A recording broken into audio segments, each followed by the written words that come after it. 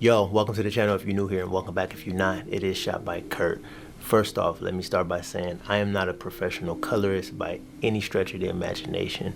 But more importantly, Dehancer did reach out and ask me to talk about this plugin, but they did not pay me any money. They did not pay me or ask me to say anything nice about the plugin. They just wanted my honest opinion. And being that I'm a beginner, if you will, in terms of color, I just make things the way that I see fit or the way that it feels good to me. Take that into account while we are going through this video. So I'm going to take a clip, I'm going to put it on the timeline, I'm going to get it to a place that I want to see, and then we're going to go from there, and I'm going to show you how to plug in, talk about what I like, and maybe some of the things that I don't. The one thing that I forgot to mention is the monitor tab. You can pretty much pull up false color on the edit, and has the the chart on the side, so then you can see if your highlights are crushed or if your shadows are crushed. And then the clip eradicator, I believe it's called, you can see just the shadows itself, so it'll pop up blue on whatever part is like super dark.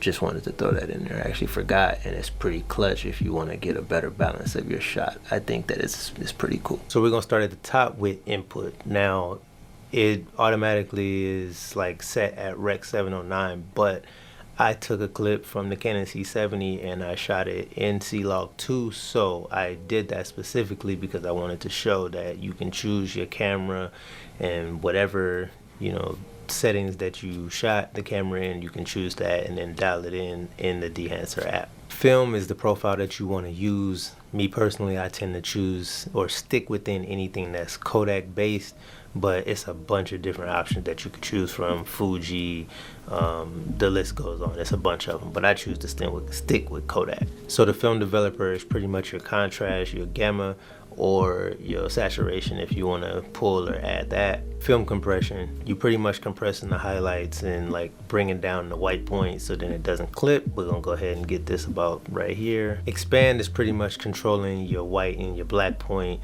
how much you want to bring down the shadows, or if you want to bring them up some. White's pretty much the same thing. Now the print, I don't use this much, if ever, but there's a couple different options that you can choose from. I choose to leave mine on linear because it's pretty much the look that I'm creating right then and there. So if you're into creating LUTs and things like that, you could do it with the print on it, or you could just go straight, leave it on linear and then create your look that way and then save it later on. Now the film grain I tend to like a lot, especially because it's easier on older hardware. So like on my Mac Studio, it's an M1 Max, and then on my MacBook, it is an M1 Pro. Now both of them cause my footage to stutter on the MacBook, no matter if I use Film Look Creator or Dehancer. But Dehancer on the Mac Studio, it actually plays smooth with no issues, and then the Film Look Creator, it actually stutters. They both come on by default, so as soon as you add Dehancer or Film Look Creator, you're gonna notice that the footage is stuttering if you have an older computer. And like I said, in my case, the MacBook, as soon as I apply it on there, I don't have the MacBook with me, so couldn't show you, but when I put it on the MacBook, they both chug, but the Dehancer one actually does play a little bit smoother. On the Mac Studio, it plays fine, and then Film Look Creator, it stutters a little bit, but not as bad, but it's just the fact that it does. So when I do use grain, I use Dehancer off the rip. Now going against the other point, with halation, I don't use the halation in Dehancer because of the red glow that it gives, and they have a custom setting that you could do and tweak it, dial it in however you want. It takes the red to more of like an orangish yellow.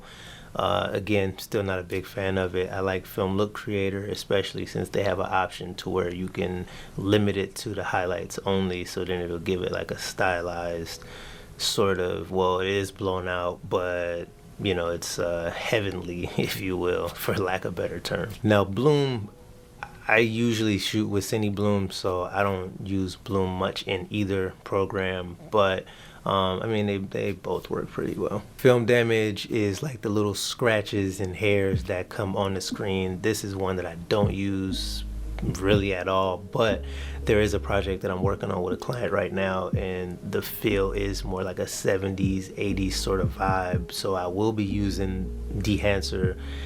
I'm gonna couple it with the Film Look Creator, just because I like the halation in the Film Look Creator and that highlight that I mentioned. But for the most part, I'm gonna be using Dehancer for that whole project to bring that feel to the project. And it's a short clip, but it's just, they really want that like 70s 80s vibe, so I'm gonna end up using Dehancer. I'm gonna use the hairs or film damage, which is gonna lead me into film breathing. I may or may not use film breathing. That one is pretty much like brings the footage almost like high-low in terms of not the exposure, but like your black white point, and then it like discolors it.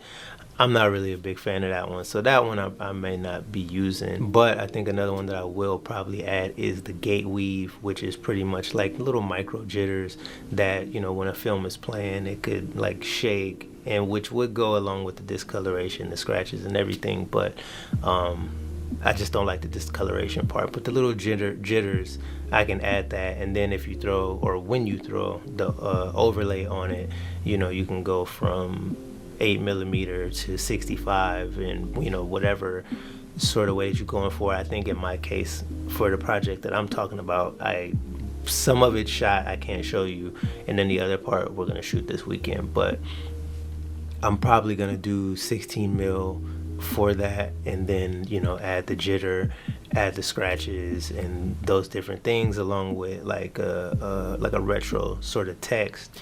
And yeah, so that's gonna be that. But I'm definitely gonna end up using Dehancer for that whole project. Now overall, I really like the program. I think that it's pretty easy once you get over not knowing what the things are and seeing that it's so many. Because when I first opened the program, it was overwhelming to me. It was just a lot of options, and then you click on the thing and it's a bunch of sliders and a bunch of stuff. So I had to like go into the program and like kind of mess with it a little bit before I made this video, because otherwise this video would have been like 3 hours of me just like, oh my god, like what's happening. But like once you kind of understand, and if you already understand, and it'll be pretty easy, but I didn't understand, so it took me a little bit to kind of mess around and find my footing with it. But once I did, like I like it a lot. Granted, I do use DaVinci, and DaVinci has its own color tools, but if this was the only thing that you had, I mean, me personally, I feel like I'd be able to turn client work back with no problem, just using this and not even touching DaVinci or Premiere or Final Cut or whatever you use. Is it the most ideal? No, but I'm not coloring commercials for Sony and Apple and all of these different people for what I do. This will suffice, and I'm pretty sure that if you do that you could probably use Dehancer as well. But I'm in the beginning stages of really getting into coloring, and I really like this program. Now, just a FYI, for people that shoot a lot of content on their phone, they actually got an app to where you don't even have to take the phone footage and then put it in your computer or your editor or whatever. They actually have an app that, if you want to do little clips for social media real quick, you can use that. You can do it right in the app. So with the 17 Pro being around the corner, I'm probably going to end up getting more into like using my phone to create content. I have not really been that big on creating content with my phone, but I do find myself in situations where I can't bring cameras, and the only thing I do have is my phone, and I want to capture some things in the moment. I like to like try to live in the moment and live in the moment as much as possible, in terms of just witnessing or being a part of what's happening, and not be filming everything. Like I like to film little moments here and there, or something to show like the BTS of something or whatever, and then put my phone away and then live in the moment. But if you're that type of creator, you got the Dehancer app. That's something that you got at your disposal. So if you're interested, Dehancer is giving 10% off if you use the code SBC. Link will be down in the description. Obviously don't want to ramble. Y'all know I could be all over the place, but like and subscribe for the good vibes.